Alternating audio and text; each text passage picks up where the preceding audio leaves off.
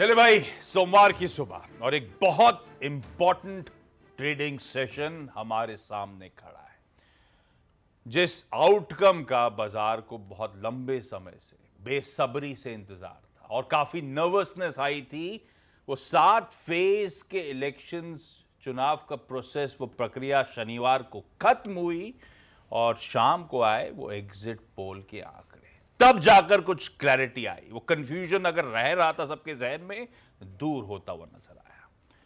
और अब तक तो आपने सीएनबीसी आवाज वीकेंड पे देख के समझ ही लिया होगा, ज्यादातर सारे पोलस्टर्स, सारे सिफोलॉजिस्ट कह रहे हैं शायद एक प्रचंड बहुमत, 350 प्लस शायद एनडीए क्लॉक करता हुआ नजर आए। और उसी एग्जिट पोल्स के नंबर्स पे आज सुबह तड़के हम रिएक्ट करने जा रहे हैं और कुछ हद तक रिएक्शन के इंडिकेशंस आपको गिफ्ट निफ्टी दिखा रहा है। कहा 400-500 पॉइंट से शुरुआत हुई थी, 800 पॉइंट की मजबूती के साथ आज हम कामकाज की शुरुआत करेंगे, 3.5% की तगड़ी मजबूती।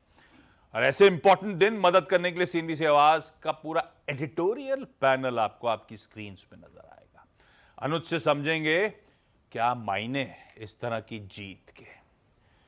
वीरू बगल में बैठे हुए हैं, इनसे जानेंगे आज किन लेवल्स को वॉच आउट करना है, अप्रोच का रखना है निफ्टी बैंक पे। नीरज जी से वो एग्जिट पोल्स को समराइज करवाएंगे और थोड़ा सा ग्लोबल तड़का जो कि आज सपोर्टिव है उस पर बातचीत हो जाएगी। बहुत सारी देशी विदेशी ब्रोकरेजेस ने भी एग्जिट पोल्स पे अपनी रिपोर्ट सामने रखी है। समझेंगे हर्षदा से क्या कह रहे हैं वो ब्रोकरेज, और साथ साथ लक्ष्मण दिल्ली से आपको नजर आ रहे हैं। एग्जिट पोल्स शायद मोटा मोटी डायरेक्शनली हमें बता रहे हैं कल के काउंटिंग डे में हम कहां जा रहे हैं, लेकिन तैयारी तो उसके आगे की भी करनी है। बाजार तो फ्यूचर की डिस्काउंटिंग करता है और सबसे बड़ी की थीम अब जब फोकस में आएगी वो 100 डेज एजेंडा, क्या तैयारी कर रही है ये, अगर वाकई मोदी 3.0 आ रहे हैं तो। लक्ष्मण से उसका कर्टन रेजर आपके लिए लेकर आएंगे, लेकिन पहले वो गिफ्ट निफ्टी रखिए यार स्क्रीन पे, बड़ा सा मजा तो उसी का है। इस तरह का वर्डिक्ट, इस तरह की सलामी, आप सुबह कह रहे थे ये दिख रहा जितना है उससे ज्यादा तेजी की तैयारी कर रहा है, हम बढ़ रहे हैं 800 पॉइंट प्लस इस समय। सबसे पहले सबसे इंपॉर्टेंट सवाल है उन ट्रेडर्स के लिए, उन इन्वेस्टर्स के लिए जो इस बाजार में इस समय बैठे हुए, क्या मायने इस वर्डिक्ट के और उनके लिए अप्रोच क्या होगा? बिल्कुल, ये 800 भी मुझे कम लग रहा है, कंजर्वेटिव लग रहा है। ये भाई 1 in 5 year वाला मैक्रो इवेंट है। मतलब आपको याद है जो असेंबली इलेक्शन के वर्डिक्ट आए थे उस दिन बैंक निफ्टी 2000 पॉइंट भाग गया था। ये लोकसभा के इलेक्शन की बात हो रही है यहाँ पर, ठीक है, और वो भी ऐसी मार्केट में जहाँ इतने लोग शॉर्ट हैं। एक चीज़ मैं जोड़ दूँ, वैसे अगर आप सीएनबीसी आवाज़ के साथ जुड़े हुए हैं ना, आपको हिंट पिछले 2 महीने से, चाहे आप नीरज जी के शो देखें, चाहे आप लक्ष्मण जी के शो देखें, मिल रहे थे आपको। और लक्ष्मण जी ने एक चीज़ जो कही थी ना कि 100 दिन का एजेंडा जो अलग सरकारों का आ रहा था, वो मुझे लेकर ना लक्ष्मण जी के साथ एक थोड़ी सी डिबेट होती थी। मैं लक्ष्मण जी से डिस्कस करता था कि नहीं देखिए अभी तो मतलब तय थोड़ा ना है कि यही सरकार आएगी। तो एक चीज़ है, देखिए इस देश में अल्टीमेटली सबसे ज़्यादा जो समझता है ना ग्राउंड रियलिटीज़ को, वो होते हैं ब्यूरोक्रेट्स। अगर ब्यूरोक्रेट्स ने 100 दिन के प्लान बनाने शुरू कर दिए थे तो कुछ हद तक ब्यूरोक्रेट्स को पता था कि क्या होने वाला है, ठीक है। तो वो इसके लिए एक तरीके से मार्केट को हिंट थे। बाकी आवाज़ अड्डा में भी कई बार हिंट आपको दिए गए थे कि ये इस तरीके से आ रहा है। खैर अब उस पर वर्डिक्ट पे मुहर लग गई, ठीक है। अब इसमें इशू क्या है, मैं पहले इन्वेस्टर को एड्रेस कर रहा हूँ, क्योंकि अगर आप एक इन्वेस्टर हैं, और आशीष अब इसमें मैं एक चीज़ जोड़ दूँ, क्योंकि हमने बात की थी कि जब मार्केट गिर रहा था कि निफ्टी ETF में पैसा लगाइए, और मैंने खुद ने भी निफ्टी के ETF में करा हुआ है, तो ऑब्वियसली, और मैं तो खैर अब एक पेरेनियल बुल हूँ इंडिया पर कि जो भी करेक्शन आए, जितनी करेक्शन आए, जब आए तब आप उसमें बाय कर लीजिए। बेसिकली अगले 5 साल की विजिबिलिटी खुल गई है अब आपके लिए, सिंपल। अच्छा, बहुत लोग कहेंगे कि इलेक्शन होते ही NHAI के टोल बढ़ गए और ये हो गया, दूध बढ़ गया, ये सब होगा, इन्फ्लेशनरी कंट्री है। अभी तो आप देखना पेट्रोल और डीजल के प्राइस भी बढ़ेंगे और काफ़ी बढ़ेंगे, ये होगा। तो ये सब चीज़ें क्या है ना, अल्टीमेटली अगर आपकी सैलरी उसको सपोर्ट कर रही है तो फिर कोई दिक्कत नहीं है। ये तकलीफ तब आती है जब आपकी एक सैलरी ना हो, तब आती है ये तकलीफें, वरना आपको तकलीफ नहीं है। वरना ये आप मेरी तरफ क्यों देख रहे हैं? नहीं जैसे अभी हाँ, और क्या, अभी जैसे नॉर्थ की रियल एस्टेट है, नॉर्थ की रियल एस्टेट में इस समय आग लगी हुई है। अब जिन लोगों ने 1-1 करोड़ के घर खरीदे, उनको 3 करोड़ के घर हो गए, वो 2 रुपये दूध के ज़्यादा नहीं दे सकते। तो ये ऑब्वियसली चीज़ें चलेंगी इकोनॉमी में, उस हिसाब से होगा। अपने हर छोटी बड़ी गिरावट में इस भारत ग्रोथ स्टोरी में ऐड करिए। और एक चीज़, अगली बार FIs जब शॉर्ट करें ना, आप लोगों को चाहिए। ये चीज़ तो मार्केट ने आपको हर बार बता दी, कारण कुछ भी बनता है। चौथा इंस्टेंस है जिसमें FIs ने 85% प्लस शॉर्ट किया है, और चौथा इंस्टेंस है जिसमें 1000 पॉइंट से प्लस की रैली होगी। और इस बार तो 1000 पॉइंट की रैली प्लस एक ही दिन में हो जाएगी। एक ही दिन में उनके सब शॉर्ट्स की मतलब धज्जियां उड़ जाएंगी लिटरली। वो दोबारा शॉर्ट ना करें शायद कुछ टाइम तक, ऐसी हालत हो जाएगी। 50% आपके पोर्टफोलियो का एक्विटीज़ होना चाहिए। मेरा ये मानना है कि अगले 5 साल में निफ्टी 50,000 भी क्रॉस कर सकता है। तो उसमें कुछ फ़र्क नहीं पड़ेगा कि आप 21,000 पर ले रहे हैं या 23,000 पर ले रहे हैं। दिक्कत कहाँ आएगी? जिन लोगों को ये होता है कि नहीं मुझे तो आज ही कमाना है, मेरे को आज का ही आप वो बताओ कि आज क्या लूँ, और आज निफ्टी लूँ या नहीं लूँ। अब उसमें तकलीफ क्या है? मैक्सिमम लोग ऑप्शंस के थ्रू काम करते हैं। आज अगर आप ऑप्शंस के थ्रू ट्रेड करेंगे ना, आप उसमें पैसा गंवाएंगे। आज आपको थोड़ा सा पोजिशनल अप्रोच लेनी होगी, क्योंकि इतना बड़ा गैप अप मिल रहा है। इवन दो विक्स काफ़ी ऊपर था, थोड़ा हल्का होगा, लेकिन फिर भी मुझे लग रहा है कि ऑप्शंस में थोड़ा एक रिस्क रहेगा। इसके लिए बेटर होता है ऐसे में फ्यूचर्स लें और एक स्टॉप लॉस लगा दें। ये एक तरीका होता है। रिकॉर्ड शॉर्टिंग है FIs की, और मेरा ये मानना है कि इवन गैप अप के बाद भी शॉर्ट कवरिंग और बढ़ेगी। और अभी तो आज और अगर कल एक्चुअली ऐसे नंबर आ गए तो एक और कल भी मूव आ सकता है, ठीक है। और मैक्रो पर मेरा हमेशा मूव होता है कि 3 दिन का एक मूव होता है, लेकिन उसके बाद हायर लेवल पे प्रॉफिट बुकिंग, वो प्रॉफिट बुकिंग 23,500 पर आएगी, 23,700 पर आएगी या 24,000 पर आएगी, ये मैं नहीं कह सकता। लेकिन वो सिर्फ एक प्रॉफिट बुकिंग हुई जो लोगों ने पोजीशन लेगी उसके हिसाब से। अदरवाइज मार्केट में लंबे टर्म के हिसाब से एक रनवे टू ग्रोथ ओपन हुआ है अगले 5 साल के लिए। लीजिए भाई, ये है ट्रेडर्स, ये है इन्वेस्टर्स का अब इस बाजार का अप्रोच। एग्जिट पोल्स क्लैरिटी के साथ ये कह रहे हैं कि जो पहला टर्म था मोदी 1.0, उससे बेहतर रहा मोदी 2.0 आंकड़ों के लिहाज से, और शायद मोदी 3.0 थर्ड टर्म उससे ज्यादा ओवरवेलमिंग मेजॉरिटी के साथ ये सरकार लौट के आ रही है। आशीष, मैं एक चीज़ ऐड करना भूल गया था, सॉरी।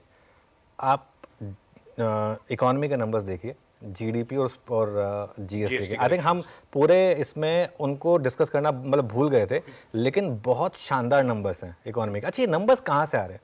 ये नंबर्स कहीं हवा में से तो आ नहीं रहे। और ये नंबर जिन लोगों को लगता है ना कि क्यों इतने प्रचंड बहुमत के साथ ये सरकार वापस चुन के आती है, अगर लोगों की लाइफ बेटर हो रही है ऑन ग्राउंड, तभी वो वोट दे रहे हैं ना, वरना क्यों वोट दे रहे हैं? अभी जो GST कलेक्शन जो 2.25 लाख करोड़ तक पहुंच रहा, पिछले महीने तो खैर 2 लाख करोड़ के भी करीब पहुंच गया था। वो GDP का नंबर देखिए आप किस तरीके से बढ़ रहा है।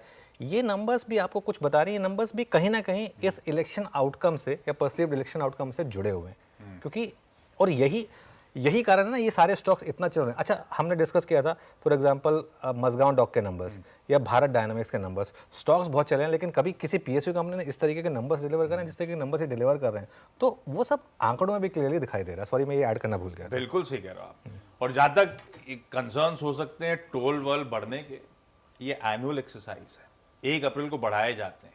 आचार संहिता के चलते इस बार नहीं बढ़ाए गए थे। इन्फ्लेशन एडजस्टमेंट के साथ वो टोल हर साल बढ़ता है। अब इलेक्शन खत्म हो गए, इसीलिए वो बढ़ रहा है 3 से 5%, और इसके बाद इसके beyond in between the lines read करने की जरूरत है नहीं। अच्छा, एग्जिट पोल्स के नंबर्स में कह रहा था, तस्वीर बना रहा था दरअसल कि वो मोदी 3.0 अगर वापस आ रहे हैं तो और पोटेंट मेजॉरिटी के साथ लौटते आ रहे हैं। और हम लोग सुबह चर्चा कर रहे थे, जो एग्जिट पोल जो डायरेक्शनली ले जाते हैं, ऐसी वेव होती हैं तो आमतौर पर उससे कहीं बेहतर आउटकम शायद आता हुआ नजर आए। खैर, मान लिया जाए एग्जिट पोल से डायरेक्शन में ले जा रहे हैं, तो अगले 5 साल के लिए क्या की थीम्स हैं जो हम सबके जहन में, हम सबके रडार पे रहेंगी?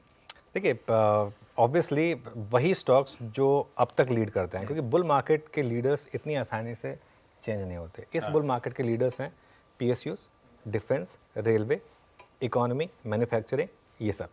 इन्हीं पर फोकस करना है आपको। बेसिकली भारत की ग्रोथ स्टोरी पर फोकस करना है।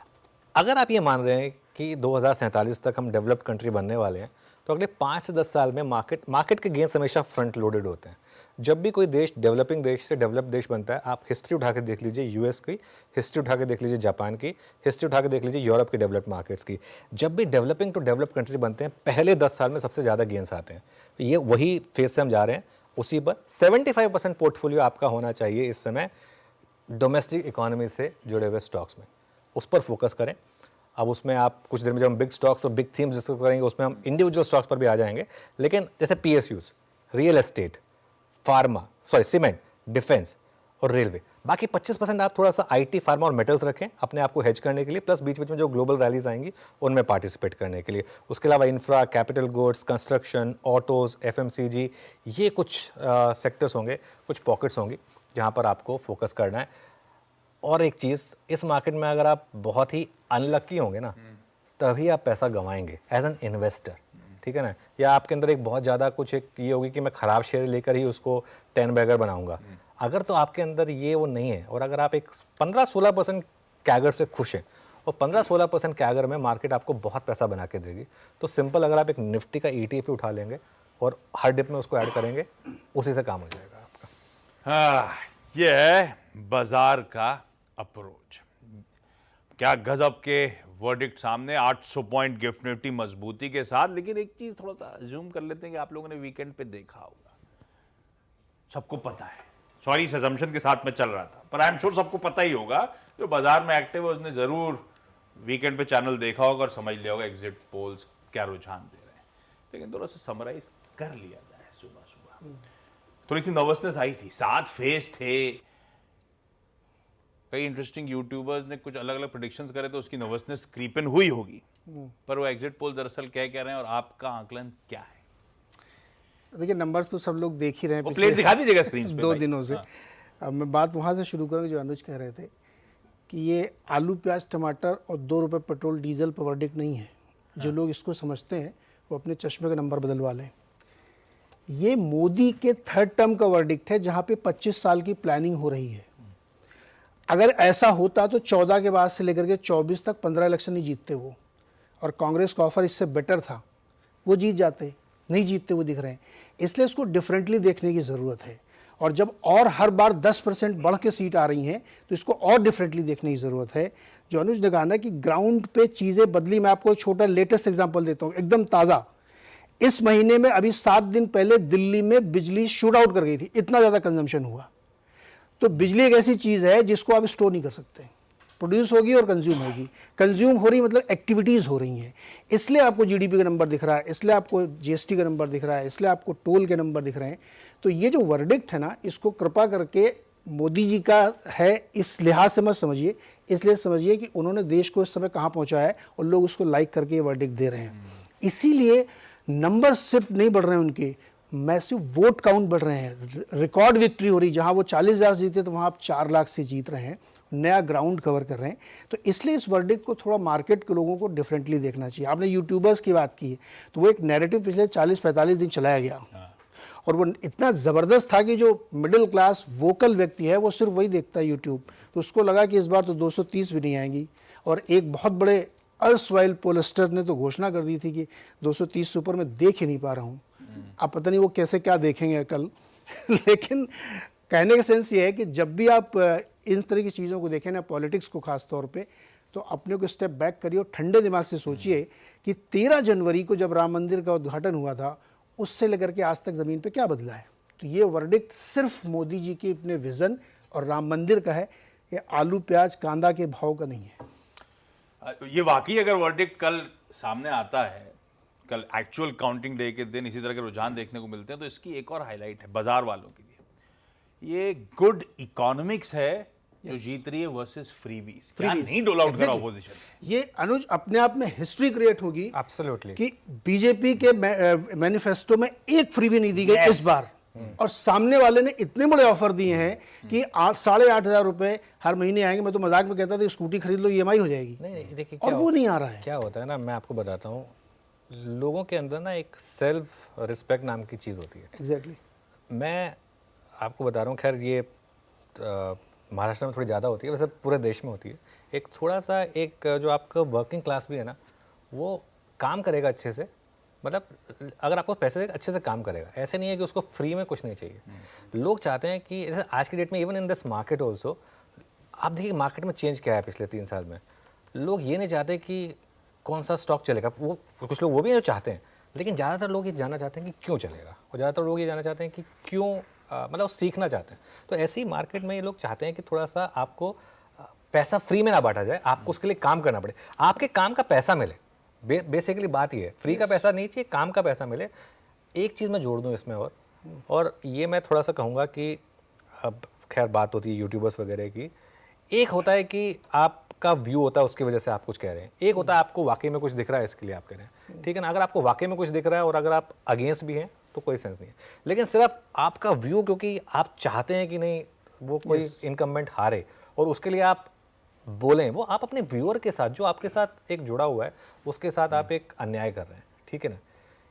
एक चीज़ मैं कहूँगा, आई थिंक मैं एक क्लिप सुन रहा था कहीं ओवैसी साहब की, उन्होंने कहा था कि मैं बोल रहा हूँ कि ये लोग नहीं रोक पाएंगे बीजेपी को, ठीक है ना। मतलब क्या होता है ना, ये आप भले ही कितने बड़े वो अगेंस्ट हो, लेकिन जो ग्राउंड पे दिख रहा है ना वो आपको पढ़ना आना चाहिए, Exactly. ठीक है ना। और अनुज, आप अपनी पर्सनल क्रेडिबिलिटी दांव पे लगा एग्जैक्टली एक बार, 2 बार, 10 बार आप मतलब आप अपनी वेज खा रहे हैं क्या फिर? वो कि आप क्यों बोल रहे हैं ऐसा? इस बात से मुझे एक ऑस्ट्रेल आरबीआई गवर्नर याद आया।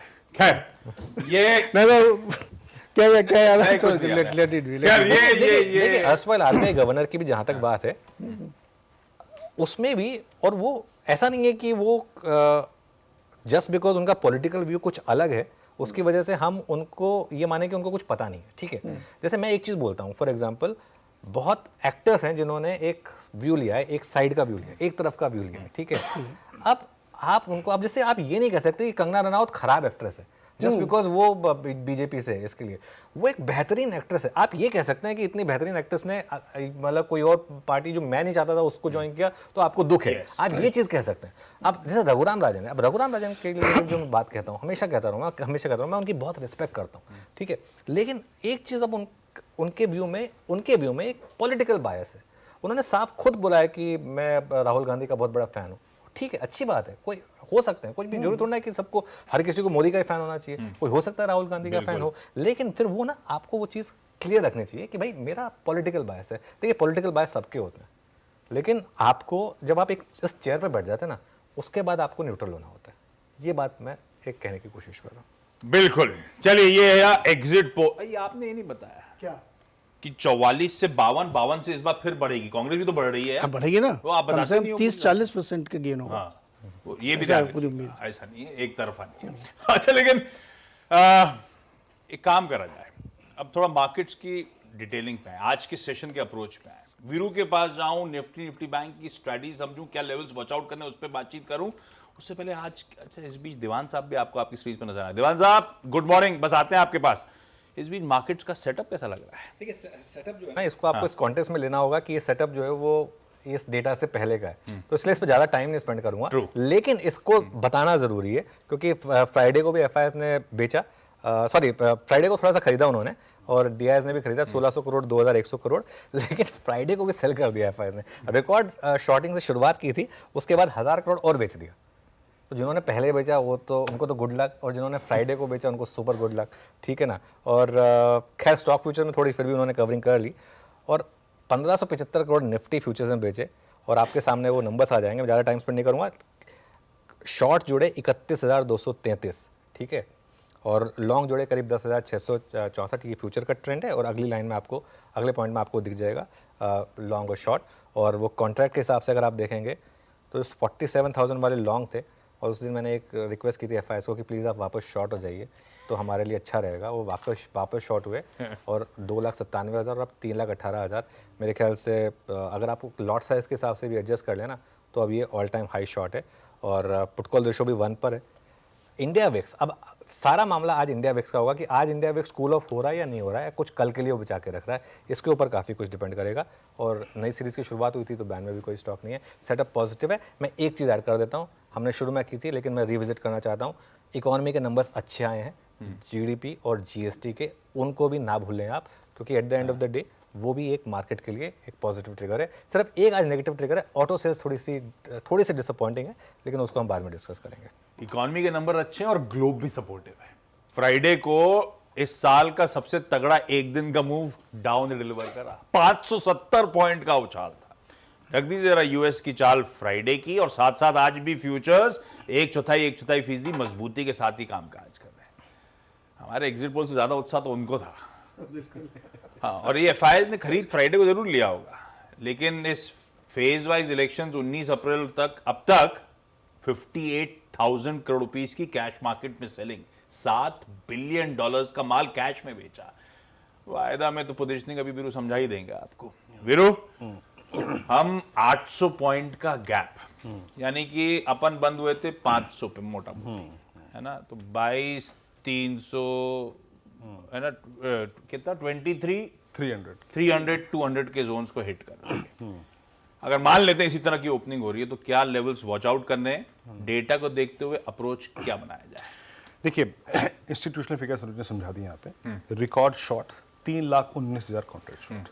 शॉर्ट कवरिंग का कोई पैमाना नहीं होता। जब उस क्लस्टर से ऊपर निकल जाएगा प्राइस तो उसके बाद शॉर्ट कवरिंग ही शॉर्ट कवरिंग। ठीक है, अब वो क्लस्टर क्या है? ये शॉर्टिंग एफआईएस की जो शुरू हुई थी ना आशीष, वो हुई थी शुरू करीब करीब 22,800 से 23,000 की ट्रेजेक्टरी से। एफआईआईस शुक्रवार के स्टेट्स के मुताबिक करीब 7.5 लाख कॉन्ट्रैक्ट शॉर्ट थे 23,000 और 23,100 की कॉल पे। तो मेरे लिए जो फर्स्ट रेजिस्टेंस था आशीष, वो था करीब करीब, देखिए अभी भले ही गिफ्ट निफ्टी उसके ऊपर है लेकिन मैं लेवल ड्रॉ कर देता हूँ आशीष, 23,030 23,110। इसके ऊपर जो नेक्स्ट ट्रेजेक्टरी निकलती है निफ्टी की, प्लीज स्लाइड ले आइएगा स्क्रीन पे, वो है करीब करीब 23,331 23,510। मैं इसलिए इसको ड्रॉ कर रहा हूं कि अगर 23,510 या फिर 331 पे थोड़ी प्रॉफिट बुकिंग आए, तो जो बात अनुज ने कही थी कि रिट्रेसमेंट को बाय करना है इंट्राडे, अगर वो रिट्रेसमेंट 23,030 23,110 के ऊपर का होता है तो हमें डेफिनेटली उसको बाय करेंगे। ठीक है, एज ऑफ नाउ इस लेवल पे खड़े होकर जो मेरे को प्राइस नजर आ रहा है टारगेट पे, वो है 23,331 510 और 665। अभी आपने डाउ जोन्स की बात करी, लास्ट वीक हमारा निफ्टी आईटी रिट्रेस होके 100 वीक एक्सपोनेंशियल मूविंग एवरेज पे बंद हुआ है। सबसे ज्यादा शॉर्टिंग स्टॉक फ्यूचर्स में कहीं पड़ी है तो निफ्टी आईटी में भी पड़ी हुई है। ऑल दो वो आज की थीम नहीं है, बट एज अ ट्रेडर उस पर भी नजर रखेगा। वो भी आई थिंक शॉर्ट कवरिंग के एक प्राइम कैंडिडेट्स हैं। कहने की बात ये भी है आशीष, जब ये रोल ओवर की प्रोसेस पूरी हो रही थी, निफ्टी अपने साथ सब्सटेंशियल शॉर्ट लेके आया था। वो शॉर्ट निफ्टी बैंक में विजिबल नहीं थी। निफ्टी बैंक में 0.75% की पॉजिटिव रोल ओवर कॉस्ट थी, तो वहां पे डिसेंट लॉन्ग रोल ओवर्स हुए थे। रिवॉर्ड बेटर होल्ड करता है निफ्टी। ठीक है, और मेरे ख्याल से नया बेस अगर 23,500 के आसपास 23,300 के आसपास क्लोजिंग आ जाती है तो 22,800 23,000 आपका नया बेस होगा। और निफ्टी बैंक के लेवल भी ड्रॉ करता हूं यहाँ पे। सबसे बड़ी कॉल राइटिंग जो हो रखी है जिस क्लस्टर में, वो है 49,600 से 50,000। इस क्लस्टर के ऊपर निकलते हैं। अब निफ्टी बैंक में अगर आप सारे स्टॉक फ्यूचर्स की रीडिंग करें ना आशीष, ज़्यादातर काउंटर्स में या तो 6 महीने का कंसोलिडेशन हो चुका है जैसे फॉर पीएसयू बैंक्स, या कुछ बिल्कुल डिप पे है जो अपने टू निडिमा को क्रॉस कर रहे हैं। AU small finance bank, HDFC bank, Kotak Mahindra bank lower trajectory से बाहर निकल रहा है, तो ये भी एक अच्छा मूव देगा। लेकिन 49,400 50,000 के बाद और बड़े स्विंग की पॉसिबिलिटी है। बट शॉर्ट कवरिंग का मेजर थ्रस्ट निफ्टी में मिलेगा आपको, क्योंकि वहाँ पे निफ्टी आईटी के शॉर्ट भी है वहाँ पे। खैर एक और चीज़ जोड़ देता हूँ, जो आज का लो होगा ना वो मार्केट के लिए बेस बन जाएगा। आज का लो, एक काम करते हैं, एक बार प्रकाश दीवान को जोड़ लेते हैं, उसके बाद हमारे बाकी एडिटर्स से बात करेंगे। Prakash ji good morning. बड़ा गैप अप तो गिवन है, वो तो होगा, और हो सकता है 1000 पॉइंट का भी हो जाए। अभी 800 दिखा रहा है, लेकिन खुलते खुलते 1000 भी हो जाए तो शायद हैरानी ना हो। ऐसे में आप क्या करेंगे और किन स्टॉक्स को अगर आज बाय करना है तो आप क्या बाय करेंगे? Good morning Anuj, good morning rest of the team. देखिए, ये आज का मार्केट जो है ना वो बड़ा यूनिक पोजीशन है। अब बहुत फेवरेबल है ऑफ कोर्स, बट जैसे वो आतिशबाजी जब होती है ना तो दो टाइप के लोग होते हैं। एक जो एक्चुअली आतिशबाजी लगाने में बिजी रहते हैं और एक जो दूर से देख के माहौल को एंजॉय करते हैं। हम लोग ज्यादातर उसमें रहेंगे क्योंकि वैल्यूएशंस इतने स्ट्रेच्ड है, गैप अप है, तो आप जेन्युइनली कुछ ज्यादा लेके कमाने की वो चेष्टा कर नहीं सकते। लेकिन लॉन्ग टर्म बेसिस पे भी आपको अगर कुछ लेना है तो आज के दिन आपको शायद मौके मिलेंगे, और इस हफ्ते जो वॉलेटिलिटी रहेगी उसका फायदा उठाने के लिए भी आपके पास एक टैक्टिकल प्ले रहेगा। तो उस लिहाज से अगर 2-3 पॉकेट्स जो मुझे समझ आ रहे हैं अनुज, एक ऑफ कोर्स फाइनेंशियल या बैंकिंग में आप देखिए, फ्राइडे के सेशन में भी लास्ट में जाते जाते बैंक निफ्टी ने एक पार्टिसिपेशन थोड़ा दिखाना शुरू किया था। एंड वेरी क्लियरली अगर एफआईज का पैसा आना है तो बैंकिंग में बढ़ के आएगा। उसमें भी पीएसयू बैंक्स की तरफ झुकाव थोड़ा ज्यादा है। परफॉर्मेंस हमने ऑलरेडी देखा है, बहुत अच्छा आया है इस सारे FY24 के रिजल्ट्स में भी। दूसरा जो पॉकेट मुझे समझ आ रहा है कि बातें हम बहुत कर रहे हैं इंफ्रास्ट्रक्चर की, सीमेंट लीजिए, रोड कंस्ट्रक्शन लीजिए, आप ये सब लीजिए, लेकिन कई पॉकेट्स हैं जो बीजेपी के मैनिफेस्टो में से अगर आप देखें उस पर पहल अगले 100 दिन में, and I am waiting to hear Lakshman की कमेंट्री की क्या वहां पे होना की उम्मीद ज्यादा है। बट एक सेक्टर जो मुझे लगता है जो थोड़ा सा अंडर वो फोकस्ड है, वो है वाटरवेज का, पोर्ट्स एंड वाटरवेज का। वो अगर हुआ तो, और खास करके ईस्ट में, साउथ में, जहां सरकार को अपनी एक साख बनाने की भी अपॉर्चुनिटी दिख रही है या जरूरत दिखेगी, वहां पे आपको काफी ये जो रिवर लिंकिंग प्रोजेक्ट्स और ये सब है, इसमें मुझे लगता है कि एक बहुत बढ़िया अपॉर्चुनिटी मिलेगी। तो एक वो थीम मैंने चुना है। एंड बाकी सब चीजें जो हो रही है उससे आपको कंजम्पशन का जो थीम है, जो रूरल कंजम्पशन का जो स्लो डाउन हमने देखा था, वो कहीं ना कहीं एक इम्प्रूव होता हुआ दिखेगा। सो उस लिहाज से एक है। सो ये 3 पॉकेट्स में से मैंने कुछ स्टॉक्स का चयन किया है, तो I can share those with you if you are interested. अभी आते हैं प्रकाश जी, स्टॉक्स पर आते हैं कुछ ही देर में, लेकिन इससे पहले थोड़ा, क्योंकि हम एक मैक्रो व्यू पहले पूरा कर रहे हैं, उस पर कर लेते हैं, उसके बाद आपके पास आ रहे हैं। लक्ष्मण जी जुड़ेंगे हमारे साथ और हर्षिता जुड़ी हैं ऑब्वियसली ब्रोकरेज व्यूज़ के लिए। लक्ष्मण जी, एक चीज़ बताइए, आप इस समय एक शायद प्रधानमंत्री जी ने एक ब्लॉग भी लिखा है आज सुबह सुबह। पहले तो क्योंकि वो ब्रेकिंग न्यूज़ आ रही है, उसके ऊपर एक बात हो जाए, क्या लिखा है प्रधानमंत्री जी ने? प्रधानमंत्री ने एक पूरा कह सकते हैं अपना विचार रखा है, और वो विचार है कि आने वाले दिनों में हमारा फोकस क्या रहने वाला है, और एक तरीके से देशवासियों को, आम लोगों को इस पूरे अगले फोकस के लिए तैयार रहने की नसीहत दी है। और उस पूरे 4 पेज के ब्लॉग को मैंने पढ़ा, तो इसमें सबसे महत्वपूर्ण बात यह है कि अगला कार्यकाल मोदी सरकार का पूरी तरीके से रिफॉर्म पर रहने वाला है। जो आप कुछ देर पहले चर्चा भी कर रहे थे अनुज जी, पूरी तरह से रिफॉर्म पर रहने वाला है, और रिफॉर्म को लेकर कई सारे मोर्चे पे सरकार कदम उठाएगी, ये साफ तौर से इसमें संकेत मिल रहे हैं। और उन्होंने लिखा है एक लाइन कि हमें रिफॉर्म को लेकर हमारी पारंपरिक सोच को बदलना होगा। इसका मतलब है कि कुछ नए रिफॉर्म नए तरीके से होंगे, ये तय है। दूसरी चीज कि इन्होंने एक बार और रखा है कि रिफॉर्म, परफॉर्म और ट्रांसफॉर्म का विजन सामने रखा है, उसी की तरफ सरकार आगे कदम बढ़ेगी। और स्पीड, स्केल, स्कोप और स्टैंडर्ड्स, इन 4 दिशाओं में तेजी से काम करना होगा। यानी हमें लगता है कि ईज ऑफ डूइंग बिजनेस पे काफ़ी काम होगा। स्केल मतलब बड़े बड़े पैमाने पे बड़ी बड़ी इंडस्ट्री बने, उस पर सरकार फोकस करेगी, उसका दायरा बढ़ाएगी। और एक और बात, स्टैंडर्ड पर खास फोकस किया जाएगा। इन्होंने खास तौर से मैन्युफैक्चरिंग सेक्टर का जिक्र किया है, और मैन्युफैक्चरिंग सेक्टर का जिक्र करते हुए कहा है कि हमें मैन्युफैक्चरिंग के साथ साथ क्वालिटी पर भी जोर देना पड़ेगा। यानी साफ तौर से ऐसी क्वालिटी जिसका हम एक्सपोर्ट कर सकें, ये एक फोकस रहने वाला है। जीरो डिफेक्ट, जीरो इफेक्ट के मंत्र को आत्मसात करना होगा। तो ये मैन्युफैक्चरिंग के साथ साथ क्वालिटी एक बड़ा फोकस रहेगा अगले 5 साल में सरकार का। और इन्होंने एक तरीके से 25 साल का एक विजन रखा है। इन्होंने कहा है कि 21वीं सदी में इन 25 वर्षों में हमें विकसित भारत की नींव रखनी है। तो मुझे लगता है कि इस पूरे ब्लॉग को पढ़ने के बाद कि बहुत ज़्यादा हलचल रहने वाली है, और सरकार बिल्कुल एक कह सकते हैं कि परंपरा से हटकर नए कदम उठाएगी, और बड़े पैमाने पर रिफॉर्म पर सरकार फोकस करने वाली है। ओके, इसे कहते हैं वैसे कॉन्फिडेंस। हाँ, वो कल फाइनल पोल की वेट नहीं होगी सैटरडे को। हाँ हाँ, एग्जैक्टली, ट्वीट आ गया था हाँ इंस्टेंटली। हाँ हाँ, तो मतलब ये अच्छा, एक चीज़ है 180 रैली करने के बाद हाँ। एकदम से पहले दिन वीरू, एक चीज़ मैं बताऊँ, ये नीरज जी को भी पता होगी। देखिए, मोदी जी की सोच भी आरएसएस वाली सोच है। आरएसएस की सोच 100 साल की होती है। कि जो आप अभी देख रहे हैं ना, ये इसका जामा आरएसएस ने 100 साल पहले बनाया था। मैं मजाक नहीं कर रहा हूँ। आज की डेट में भी अगर आप जो आरएसएस के अगर फंक्शनरीज के साथ बैठेंगे और उनके साथ आप अगर 15-20 मिनट बिताएंगे ना, आपको एक अलग विजन मिलता है कि वो क्या, मतलब वो क्या सोचते हैं। उनका 100 साल का भी होता है। जैसे प्रधानमंत्री जी बोल रहे हैं 2047 तक हमको विकसित भारत बनाना है। ऑब्वियसली वो तो व्यू है ही, लेकिन उसके आगे क्या करना है, उसका भी एक व्यू बनाकर लेकर चलते हैं। चलिए काम करते हैं, हर्षिता के पास चलते हैं, एक बार देख लेते हैं ब्रोकरेजेस क्या कह रही हैं, उसके बाद फिर हम स्टॉक स्पेसिफिक कॉन्वर्सेशन पर आ जाएंगे। हर्षिता, क्या कह रही हैं ब्रोकरेजेस? तो एक सुर में सभी ब्रोकरेजेस कह रहे हैं कि जो एग्जिट पोल इंडिकेट कर रहा है वो यही कर रहा है कि एक बड़ी जीत दरअसल एनडीए की बनती हुई दिखाई देगी। एक बड़े बहुमत से दरअसल मोदी 3.0 की सरकार बनती दिखाई देगी। ऐसी स्थिति में नई सरकार का फोकस वित्तीय स्थिरता, रूरल स्ट्रेस को कम करने पर रहने वाला है। साथ ही साथ राजनीतिक स्थिरता भारतीय बाजार के लिए एक सबसे बड़ा पॉजिटिव ट्रिगर रहेगा, जो तेजी को और फ्यूल कर